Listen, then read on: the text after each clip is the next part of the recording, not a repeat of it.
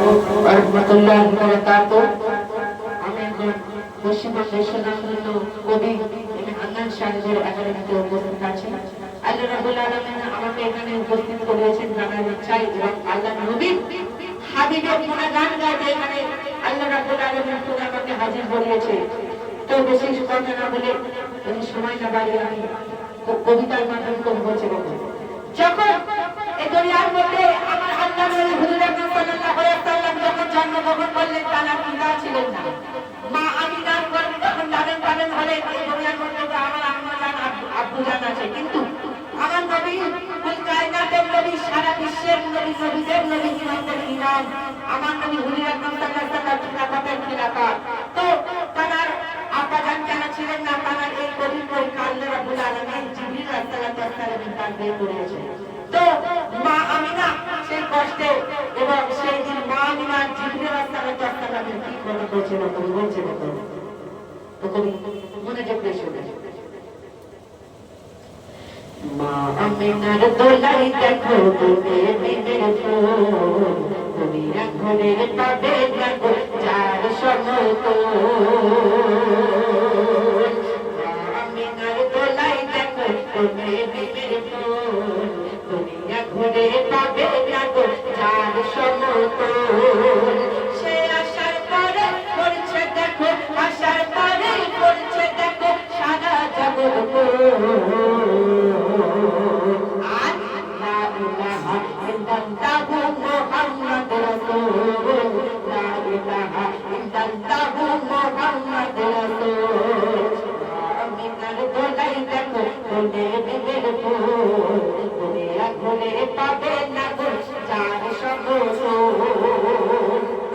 আমার নবী হুজুর আকরাম সাল্লাল্লাহু আলাইহি ওয়াসাল্লামের আব্বা জান ছিলেন না, সেই সম্পর্কে কবি বলছে দেখুন।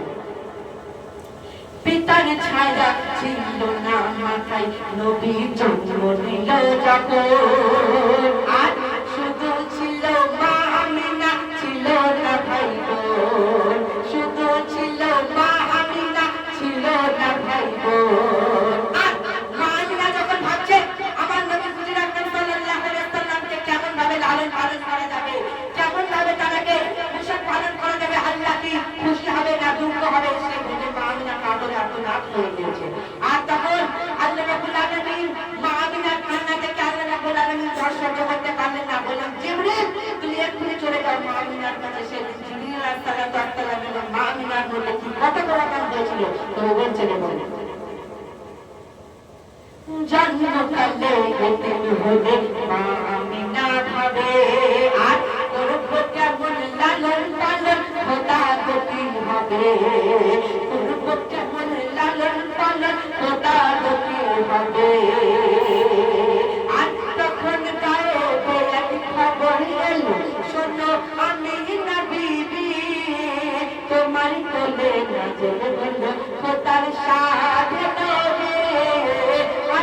স্বজন যার লালন পালন নিয়েছে গোবার, জিবরিল আমিন থাকবে হয়ে ওর পাহারাদার।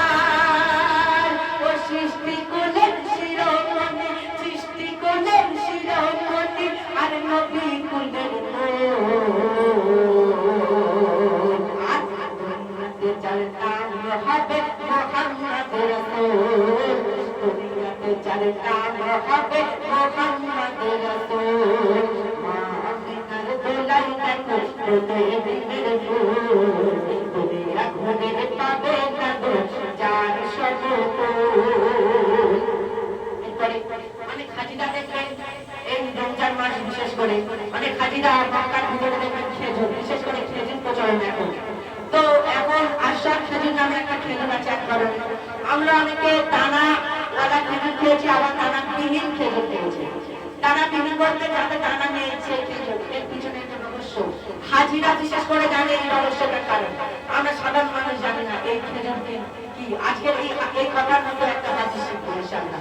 তো একজন ইহুদি আমার নবী হুজুর আকরাম সাল্লাল্লাহু আলাইহি ওয়াসাল্লামের কাছে এসে বলছেন, রাসূলুল্লাহ সাল্লাল্লাহু আলাইহি ওয়াসাল্লাম তুমি মক্কার ঢুকে বলে বেড়াও আমি ইহুদি, যে তোমাকে নবী কেমন ভাবে মানবো, আমি যে ইহুদি সাধারণ ভাবে আমি তোমাকে নবী কেমন করে মানবো। তখন আল্লাহর নবী হুজুর আকরাম সাল্লাল্লাহু আলাইহি ওয়াসাল্লাম মুচকি দিয়ে হাসলেন আর বললেন, কেন খেজুর দানা পড়েছিল ইহুদির কান সাইডে। খেজুর দানা পড়ে থাকতে থাকতে তিনি তুলে বললেন, ইয়া রাসূলুল্লাহ, ইয়া হাবিবাল্লাহ, তুমি যদি সত্যিকারের নবী হয়ে থাকো, এই খেজুর থেকে আজকে তুমি একটা চারা গাছ বার করে রাখো। শুধু চারা গাছ।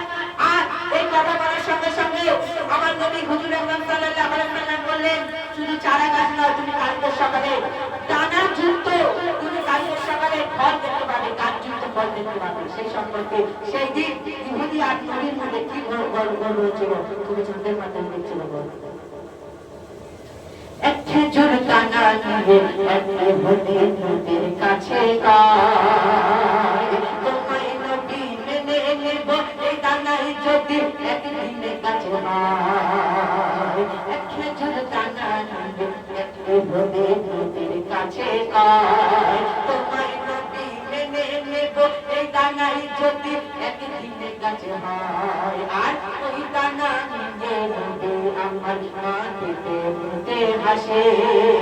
আর তখন নবী হুজুর আকরাম সাল্লাল্লাহু আলাইহি ওয়াসাল্লাম মাটিতে দানা দিয়ে মাটিতে মুতে মুতে হাসতে হাসতে বলছেন যে, এই ইহুদি, তুমি শুনে রাখো, আজকে তুমি গাছ যুক্ত ফল দেখতে পাবে, গাছওয়ালা ফল দেখতে পাবে। সেই সম্পর্কে বলছিল বলে ওই দানা নিয়ে নবী আমার মাটিতে মুতে হাসে।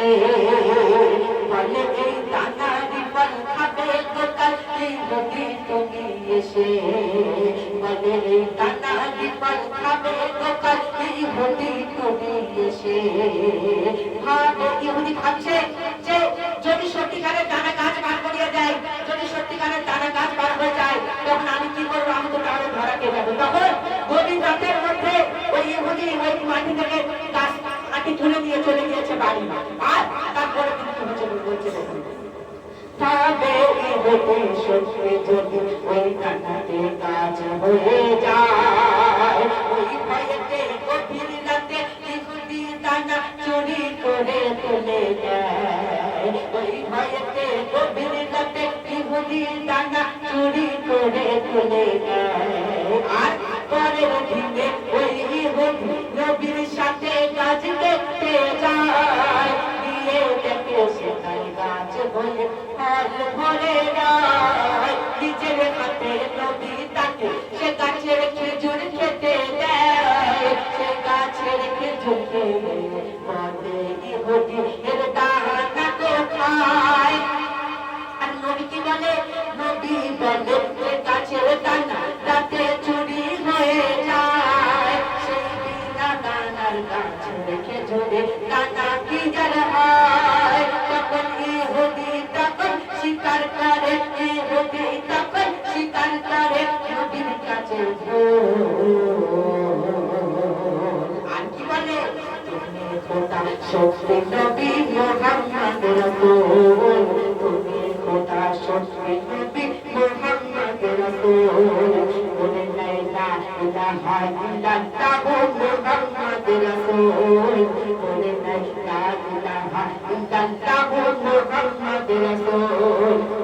আমিনার দোলাই দেখো তোমে বিবির ফুল, তুমি ঘুরে পাবে না যার সমতুল।